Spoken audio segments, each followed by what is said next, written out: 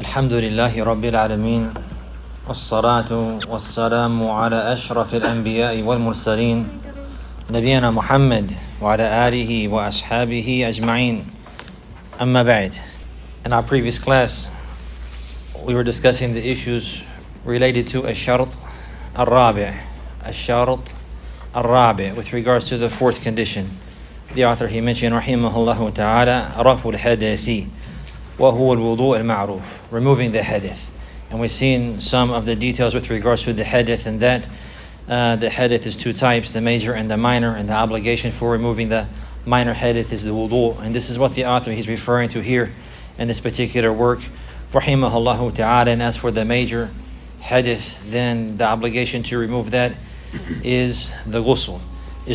We have seen some of the details with regards to this issue, and that the wudu, it has conditions. And the author, he mentioned rahimahullah ta'ala wa shurutuhu ashra, and the conditions of al-wudu, the conditions of the ablution, he said rahimahullah ta'ala, there are 10.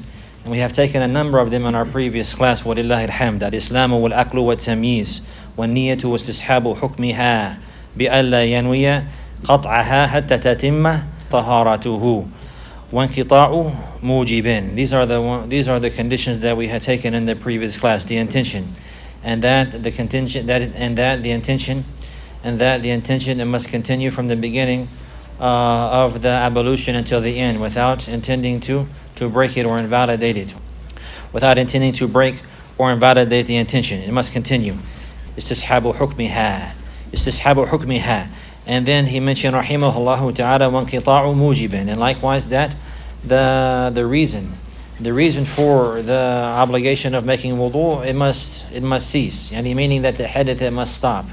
A person, if he's going to perform ablution, then the hadith that is requiring the ablution, it must stop. And we have discussed the issues with regards to this. After this, the author, he says wastinja'un أو استجمار قبله. واستنجاء أو استجمار قبله. That also from the conditions here, which would be the seventh condition, is the one he must make istinja or istijmar. He says قبله, before the wudu. We want to understand what is intended by this, and he's mentioning the conditions for the correctness of the wudu. So he's saying here that the seventh condition for the correctness of wudu is istinja'un or istijmar qabalahu. That one he must make either istinja' or istijmar before the wudu. Is this a condition for the correctness of the wudu? Everyone who wants to make wudu, before he makes wudu, he has to make istinja' or istijmar? Is this what is intended from the author? Everyone with me?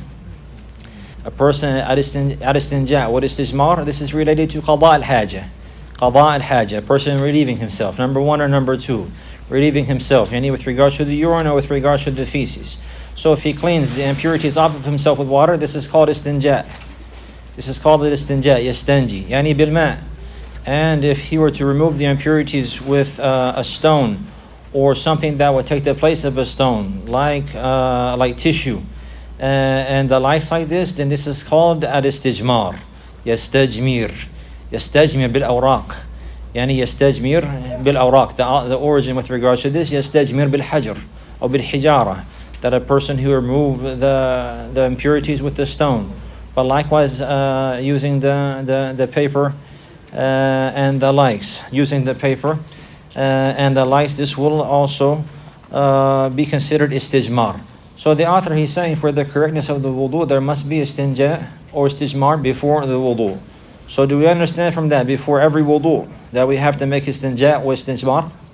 Before every wudu, we have to make istinja or istijmar? Is this what is intended? What is intended? عند قيام سببه, whenever the reason is there. Meaning if a person, he were to relieve himself, and then after that make wudu, then at this time he must make al-istinja or al-istijmar before he makes wudu. So the author, he's referring to an important point here, or a masala with regards to this affair. He says istinja'un aw istijmarun qabalahu. قبله يعني قبل الوضوء قبل الوضوء. So it's understood from this, if he made istinja or istijmar after the wudu, then the wudu will not be, it will not be correct. He has to make the istinja or the istijmar before the wudu. The people of Nara, as I mentioned with regards to this, what is best with regards to relieving oneself and cleaning oneself after that is that he will make istijmar and al-istinja. He will make al-istijmar and al-istinja. Meaning he will use the paper, he will use the toilet paper, and then after that use the water. This is the best manner, and Allah knows best. And after that, with regards to the best manner of removing these impurities is with water only. And then after that is with al-istijmar only. Yani meaning with the toilet paper only. And there are details with regards to al-istinja and al-istijmar, and we have taken them in the explanation of Kitab al-Tahara in the book Umdat al-Ahkam. For those who want to go over those details, they can be found there in those recordings. So the point is now that this is the condition for the correctness of the wudu, meaning if a person, he had relieved himself. And if the reason for making wudu is because a person, he passed urine or feces. Because a person, he passed urine or feces. Now the reason for the wudu or the hadith that had occurred is this affair.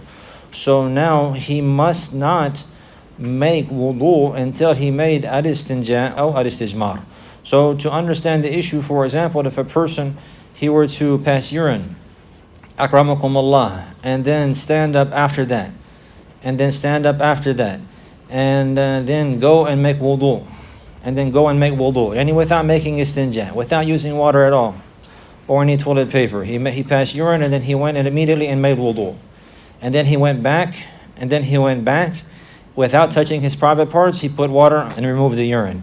According to what the author has mentioned, what is the state of his wudu? It's not correct. Why? Because he says, قَبَلَهُ. This is an issue that the people of knowledge have differed with regards to, and what is best is to follow this position. And some of the people of knowledge, they said rather it would be correct. For example, if a person, he was holding a child, and the baby passed urine on him. The baby passed urine on his clothing. And then after that, the man, he was upon a hadith. So the baby passed urine on his clothing, and then he went and made wudu. And then after that, he removed the urine. The people of Nara mentioned here that they have an agreement, and there's no disagreement that the wudu would be correct. So they're saying here that this is the same situation with regards to al-istinja or istijmar. We understand their point. So they're saying that it's not a condition. If a person, he made wudu first and then he made istinja after that, it will be correct based upon this affair. We understand the point? The point is they're saying that they all agree that if a man, he had a child in his hand and the child passed urine on his clothing, and then that man, he went and made wudu, and then after he made wudu, he removed the urine from his clothing. They all agree that the wudu will be considered correct. So they're saying that this is similar to this issue here. But the people of knowledge who mentioned that rather it's a condition before the wudu and it would not be correct, they say that in reality this is not the same, because the istinja is connected to the hadith. So this is the only type of najasa. This najasa that's being removed, this is a type of najasa that's specific and it's related to the hadith. So the istinja is because of the hadith. So this istinja or this istijmar is related specifically to the hadith, to that which had come out of the body, to the urine that had come out of the person's body. That's the reason for the istinja, or that's the reason for the istijmar. So therefore this particular affair here is related specifically to the hadith. So therefore it has the same ruling. So this is the case here. It will not be correct before the wudu, will not be correct before the istinja. Will not be correct before the istinja, because the reason for the istinja is the hadith. So therefore a person, he will remove the istinja first and then remove the hadith. And this is what has been narrated from the Prophet ﷺ, and this was what is known, that he never made istinja first and then he removed the hadith. That he never removed the hadith first and then he made istinja. Rather, what is mentioned is contrary to that the Prophet ﷺ, he would relieve himself, and then after that he would use the water and the likes, and then after that he would make wudu. and then after that he will make wudu. So this is an issue that the people of knowledge, they differ with regards to. And what is safest and what is best is that a person, if he had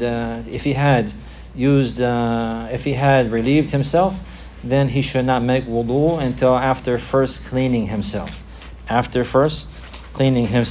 this is what the people of knowledge have mentioned with regards to this, and this is what the author he's referring to here in the seventh condition. After this, the author he mentions the eighth condition, وَطُهُورِيَتُهُ, and that the water it must be pure, and that the water it must be pure.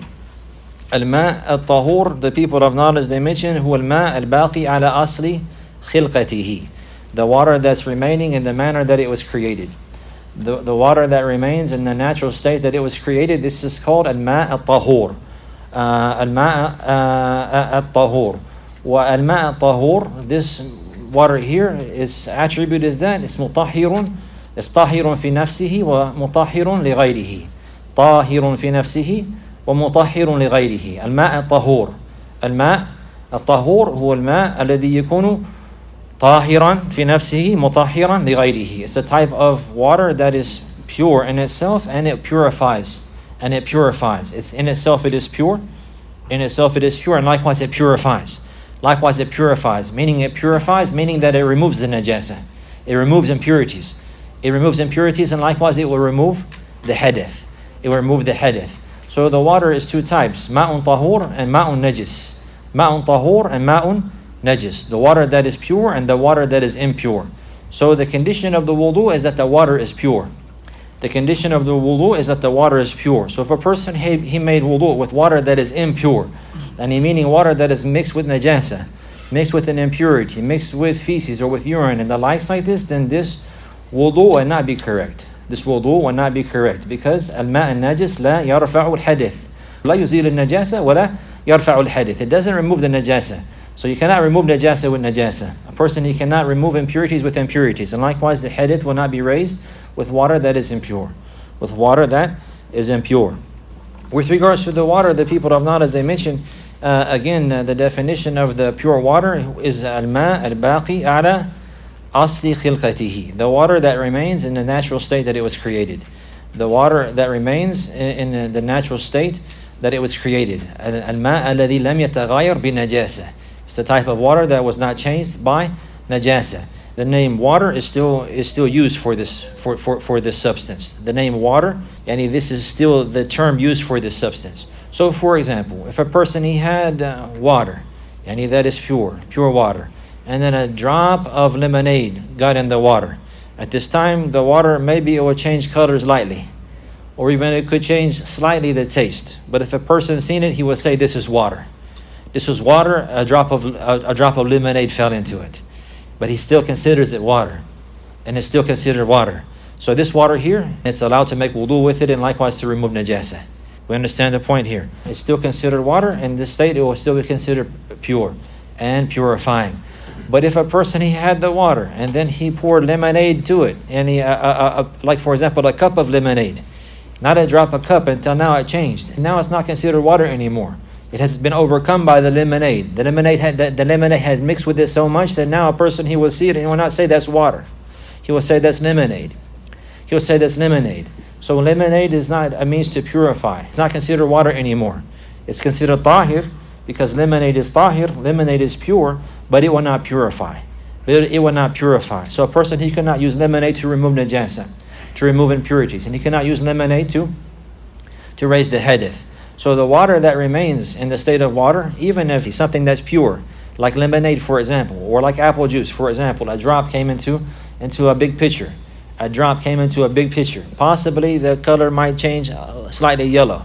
This will not harm the water. This will not harm the tuhuriyah of the water. It remains in its pure state. It will still remove the hadith and it will still be a means to purify.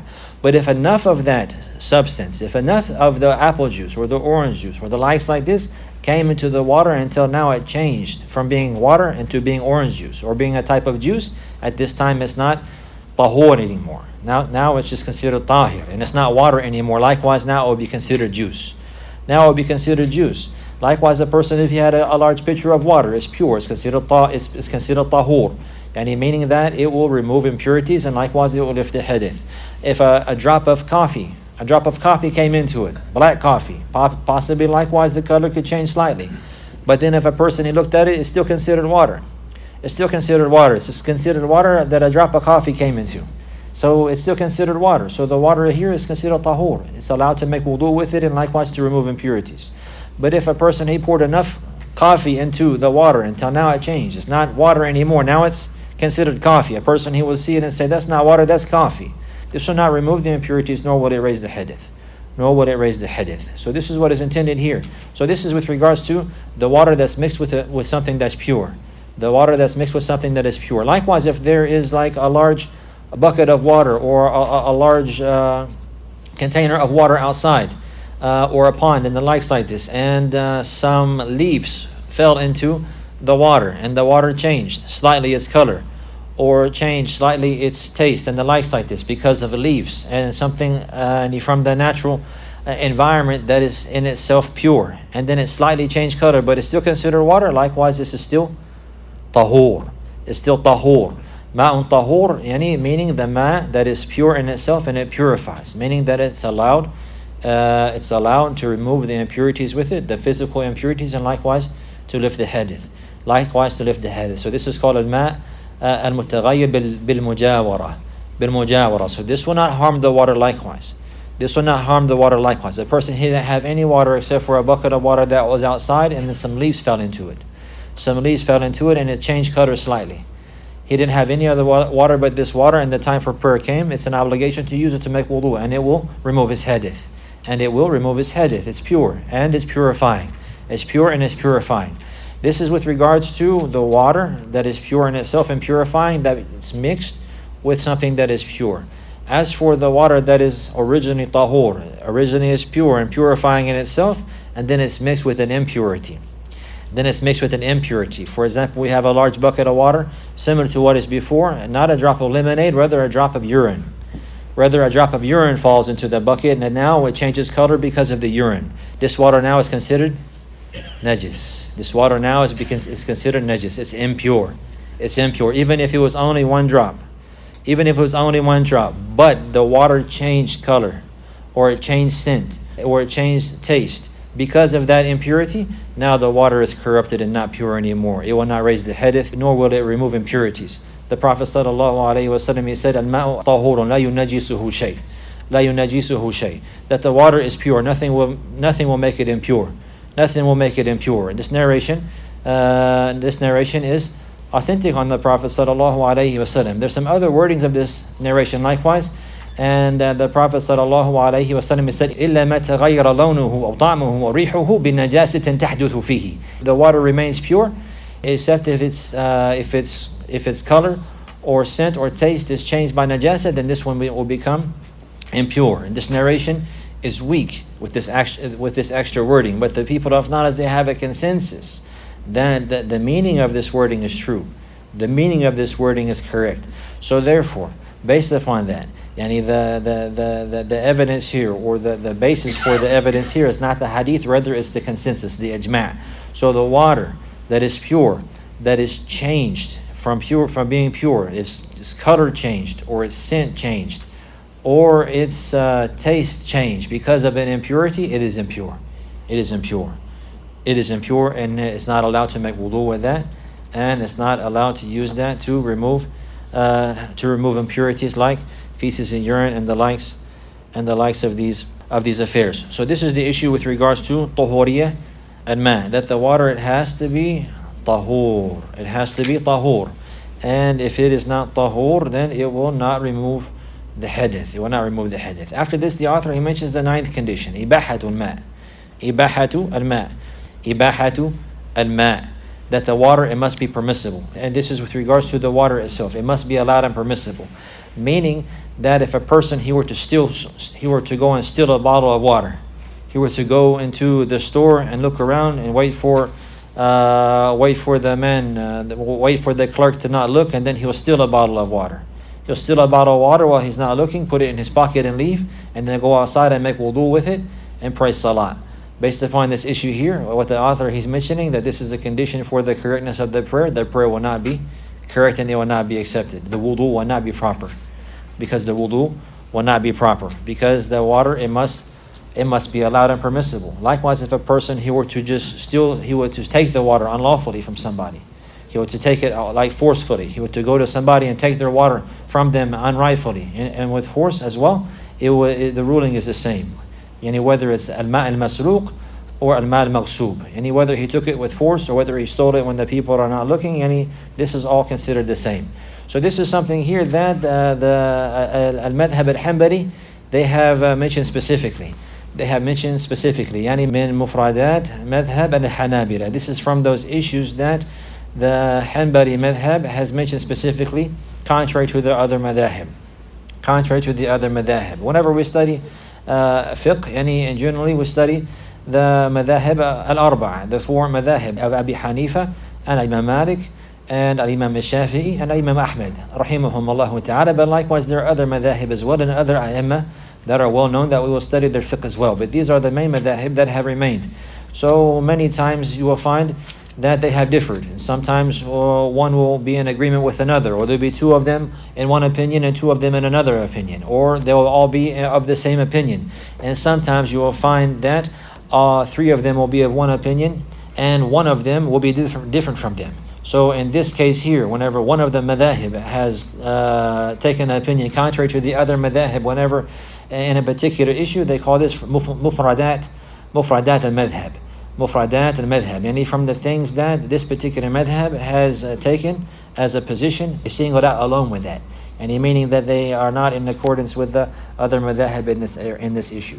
So whenever we study the likes of these books, for example, the madhhab of the Hanabila, we'll find that there are mufradat, and this is from them. Mufradat meaning affairs, issues that the imam or the madhhab has taken that is not in agreement with the other madhahib, that they have singled out alone with this particular position, and from that this affair. So based upon that, this being the mufradat of the madhahib, meaning the jumhur, the majority of the scholars, they find that the person who stole water and that he made wudu with that his wudu would be correct and his salat would be correct likewise, but he's sinning. So the majority of the scholars, this is their opinion. So this issue here, this is specific to the madhab of the Hanabila, that the water, it must be permissible and allowed. And this is because the Prophet ﷺ, he said, Man amila amalan laysa alayhi amruna fahuwa rad. That whoever does a deed that's not in accordance to our affair, meaning not in accordance to our way, our sunnah, our legal way, our law and legal way, our deen, then it will be rejected. And the Prophet ﷺ, he forbade stealing. He forbade strong-arming the people and the likes like this and taking people's property unlawful. So therefore, the person who took the water unlawfully and then after that he used it to make wudu, this is something that's not in accordance to the deen of the Prophet ﷺ. So therefore, it will be rejected. And this is their understanding. But the people of knowledge, the majority of them, they say rather this is something that's not related directly to the salah. It's not correct. The water here, the fact that it's lawful or unlawful, is not related directly to the action of worship. It's a prohibition that's outside of the action of worship specifically. So therefore, if a person, he made wudu with it and he brought the conditions, then the wudu would be considered correct, along with the fact that he's sinning. Because it's not allowed for him to steal water and the likes, and it's not allowed for him to use water that does not belong to him. It's not lawful for him. But so he's sinning from this aspect, but the wudu will be considered correct, and Allah knows best. So in any case, this is something that people of knowledge differed about with regards to this particular condition.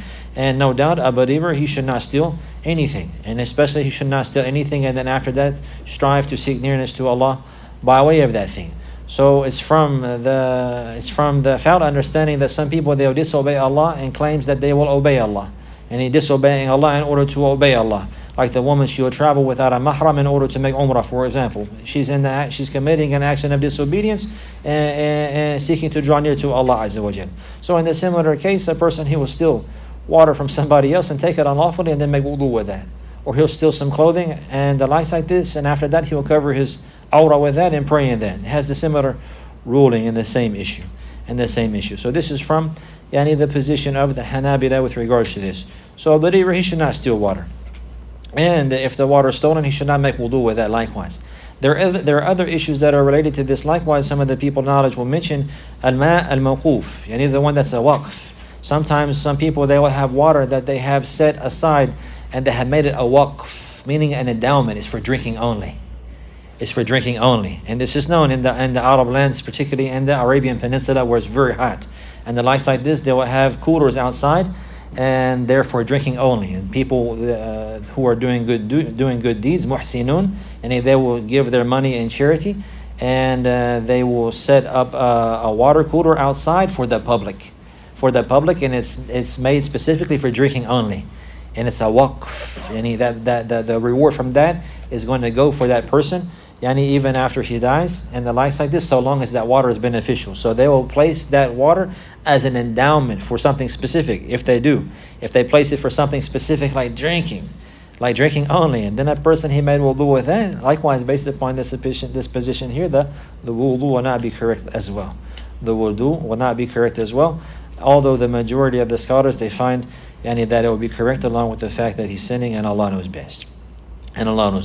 So in any case, to avoid the likes of these affairs, no doubt, to avoid stealing or using water that is stolen, and likewise to avoid using the water that is placed as an endowment only for drinking and the likes like this, and to use the water that is pure and the water that is known that it is lawful and allowed, that it is lawful and permissible and allowed to use.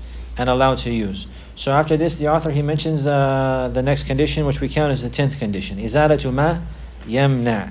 He says, وَإِزَالَةُ مَا يَمْنَعُ وُصُولَهُ إِلَى الْبَشَرَةِ وَإِزَالَةُ مَا يَمْنَعُ وُصُولَهُ يعني وصول الماء إلى البشرة.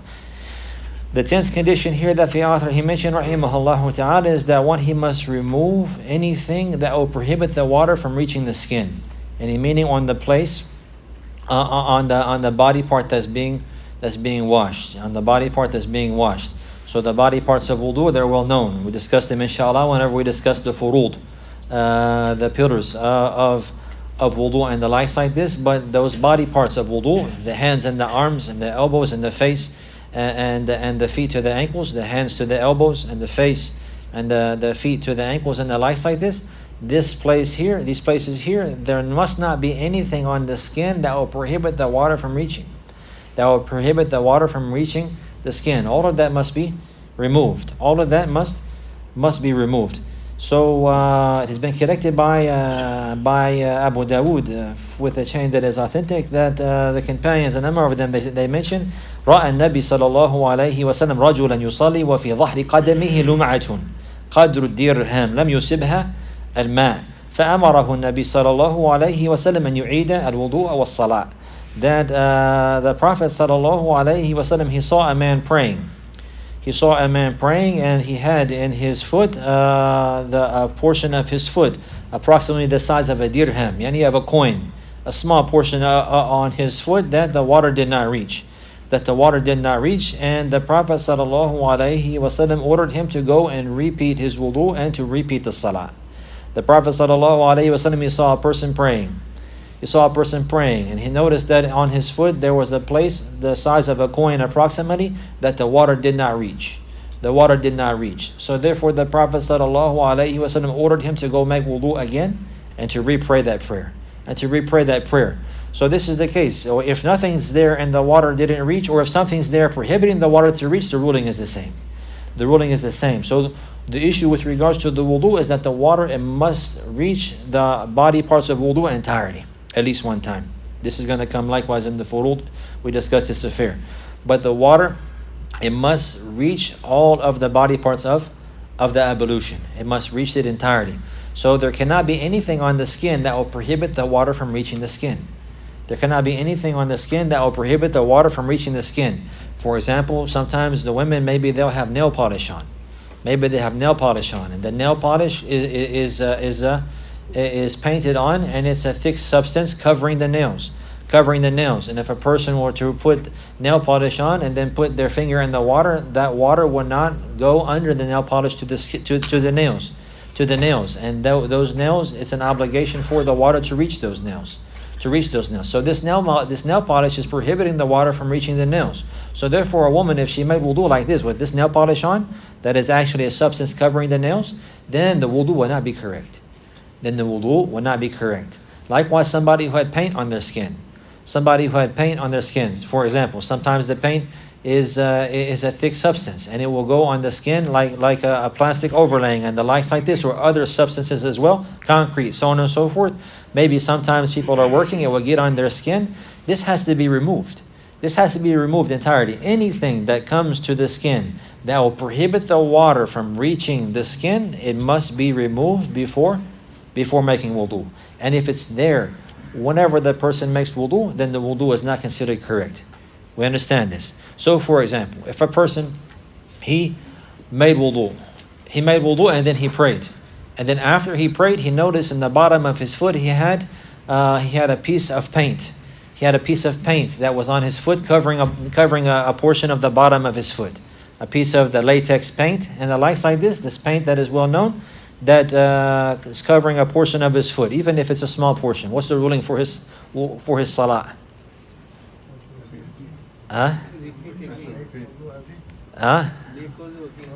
He didn't know.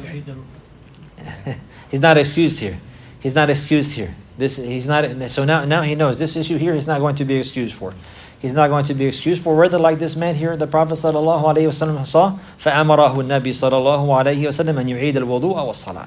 The Prophet sallallahu alaihi wasallam, he seen a man in a similar situation, and he ordered him to repeat the wudu and to repeat the prayer. So likewise, if one of us were to do this, were to pray, and then after that we find that we see on our body part a place that the water did not reach because of a substance that was there, for example, then it's incumbent to remove that substance and to go make wudu again and to repeat that prayer.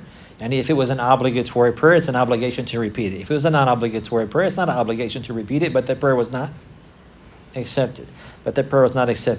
Likewise, sometimes maybe somebody will be in the hospital and they will take, for example, some type of injections or the likes like this, and then they will have maybe a band-aid on. And sometimes the band-aids are water resistant, or sometimes they have tape on the bandage and the likes like this, and that sometimes maybe is water resistant. If that is on the body part of wudu, it has to be removed. You understand this? It has to be removed. So that tape, it has to be removed. And except in the case if he has like an ailment or something like this, then now he will take the ruling of the jabira, the one who has a cast, or the one who has some bandages. This is a different issue. So the point is, whenever whenever a person is in the normal state and he's going to wash his body parts properly, and he doesn't have any ailments prohibiting from using water in any manner. So then if he had this tape there or this band-aid there and the likes like this, that's water resistant, then if he were to make wudu with that, then the water would not reach that part. So therefore the wudu would not be correct.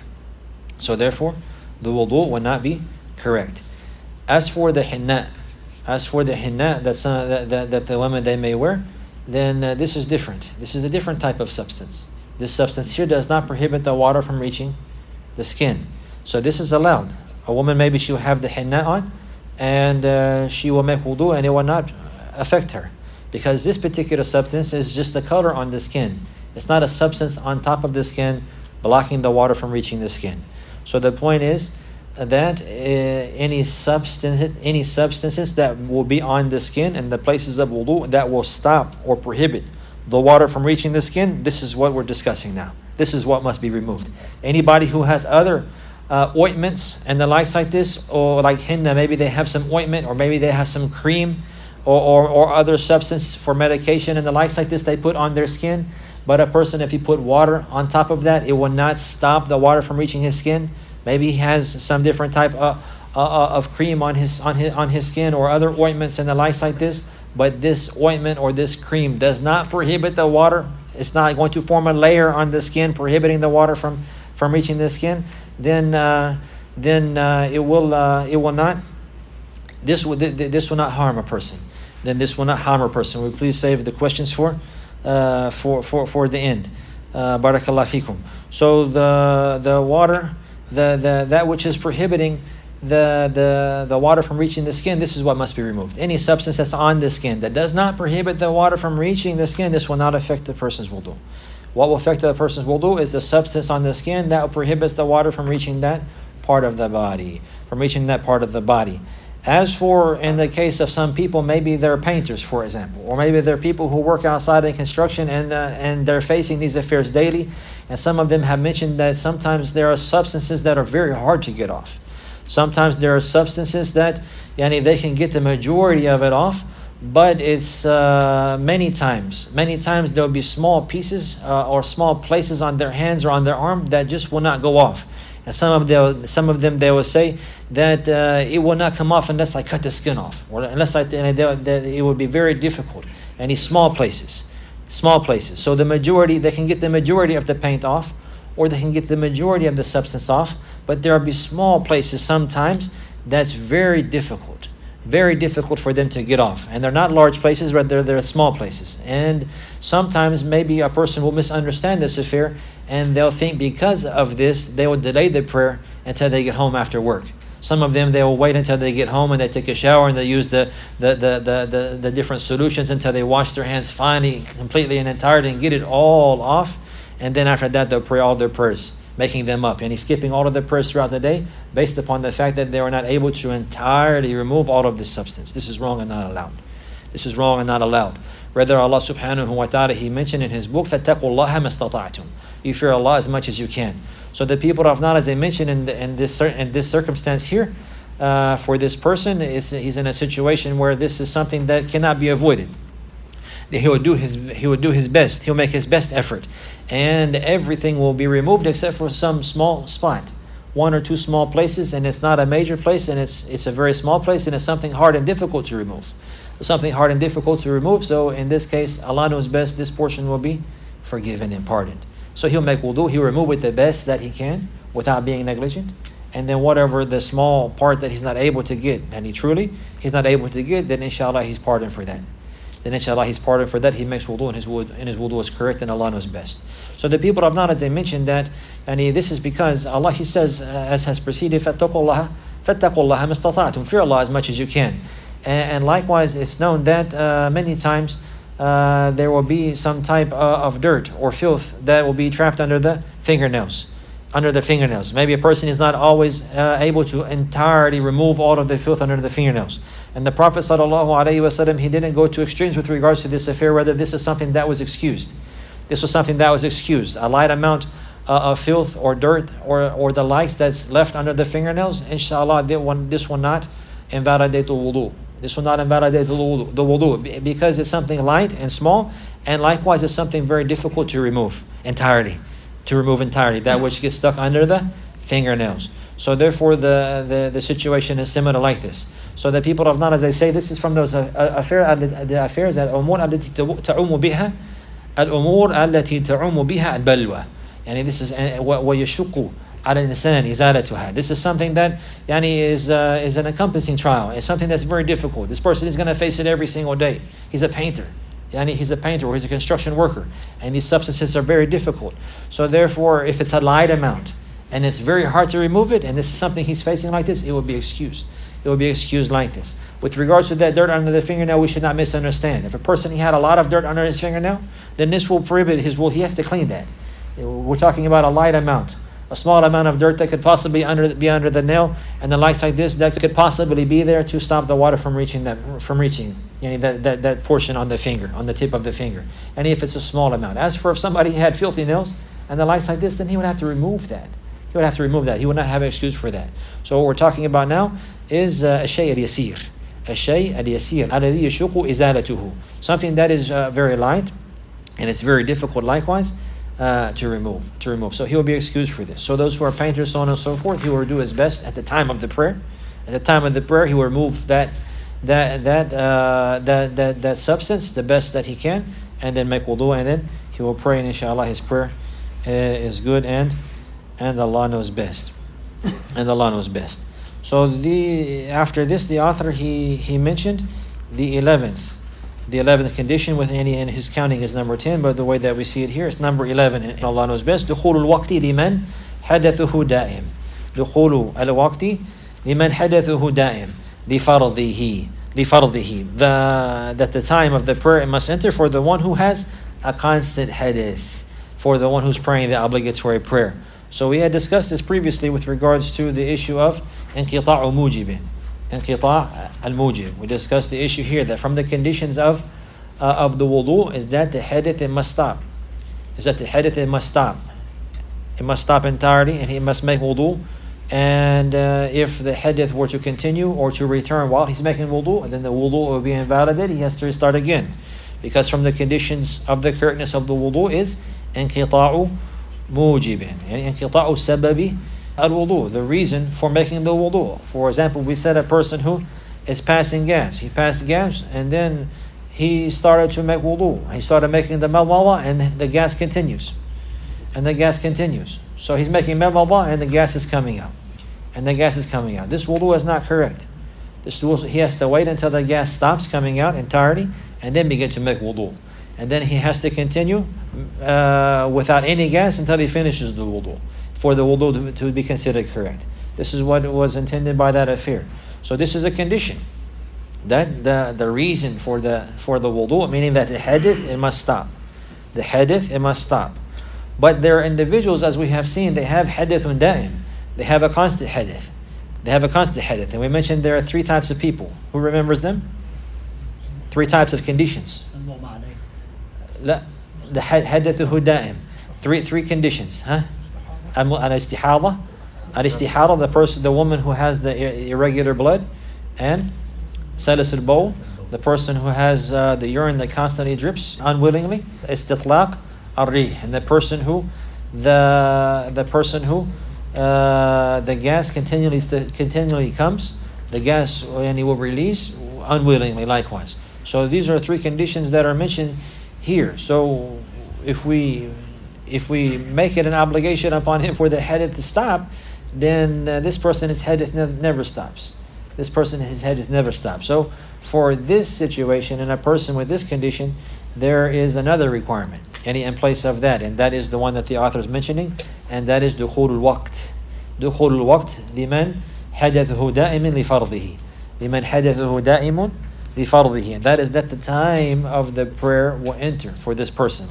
So the one who has this situation, the woman who has the irregular blood, and she continues to bleed and she's not on her menses, this is no doubt a hadith. This is no doubt a hadith. Or a person, for example, that the urine continues to drop, it continues to drip unwittingly. It will drip from him, and he constantly. Or somebody who the gas is continually to come, and he comes from him constantly. He has no control over it. So whether if it's a constant case, or even if a person it's not necessarily a constant case, but he doesn't know when it's going to happen. It's coming and going. He has no control over it. He has no control over it. It's either maybe it will be constant all the time, or it will be most of the time.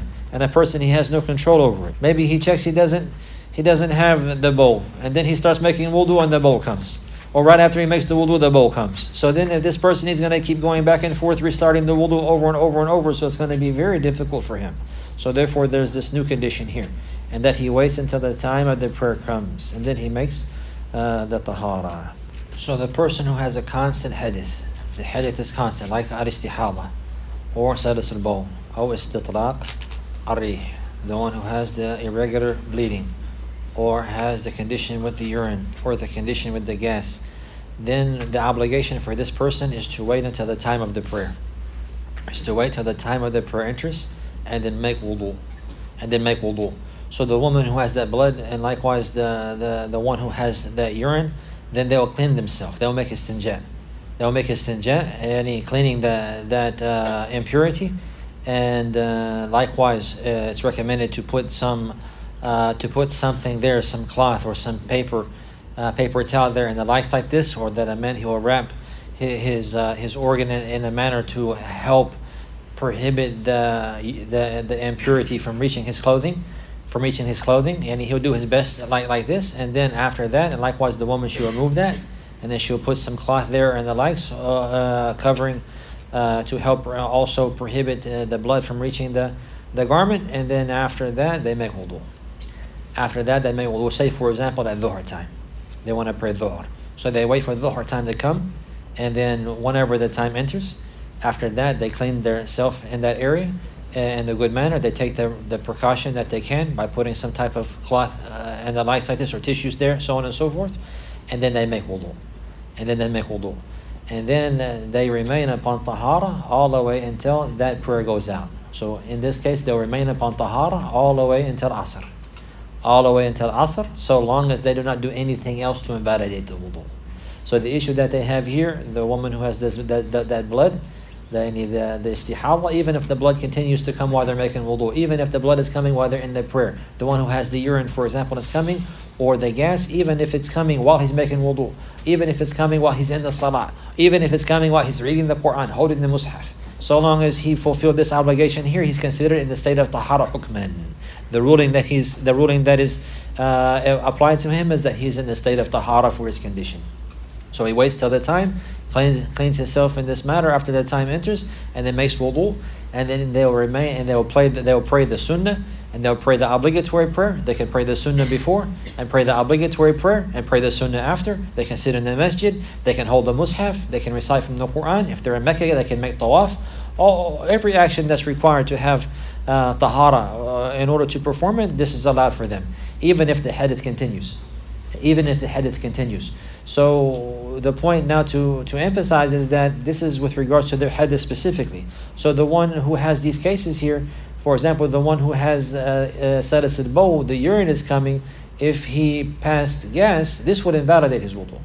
So now he would have to go make wudu again, because this is a different invalidator, not related to his condition, not related to his illness. So the invalidators that are not related to his illness, they will break his wudu. As for the invalidator that he has an issue with, then this does not break his wudu so long as he made wudu when the time of the prayer came.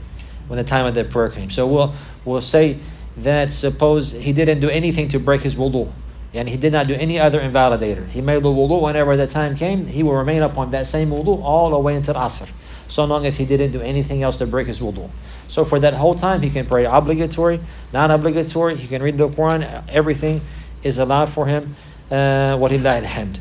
So it has been mentioned in Bukhari and Muslim from the hadith of Aisha radiallahu anha. She mentioned about Fatima bint Abi Hubaysh, that she had al-istihada, and the narrations of al-istihada that are the foundation for this issue, and the other issues are based upon that, yani from the analogy. And the Prophet ﷺ told her with regards to the istihada, he said, ثُمَّ تَوَضَّئِ لِكُلِّ صَلَاةٍ حَتَّى يَجِيَ ذَلِكَ الْوَقْتِ. Then after that, yani whenever this blood is coming, and she identifies that this is not the menses, rather this is the irregular blood, then the Prophet ﷺ said, and then you make wudu.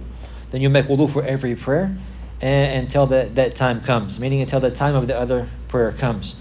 So the people of knowledge, many of them, they mention what is intended here. تَوَضَّئِ لِكُلِّ صَلَاةٍ يعني لوقت كل صلاة. Make wudu for every prayer, meaning for the time of every prayer. حتى يجي ذلك الوقت, until that time comes. So the Prophet ﷺ, he coupled his ruling with the salah and the time. So it's understood here the time of salah. The time of salah. So this is the evidence for this particular issue. After this, the author, he's going to go into the affairs of furud al-wudu. Furud al-wudu. Inshallah, we take them in the class to come. هذا وصلى الله على نبينا محمد وعلى آله وصحبه وسلم.